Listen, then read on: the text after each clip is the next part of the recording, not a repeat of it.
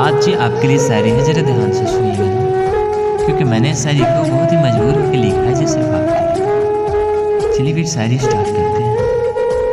हाँ जी।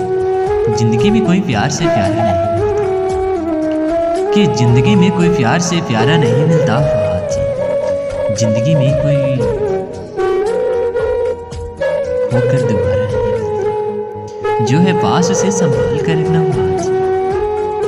क्योंकि एक बार होकर प्यार दोबारा नहीं मिलता, दोबारा नहीं मिलता। समझे?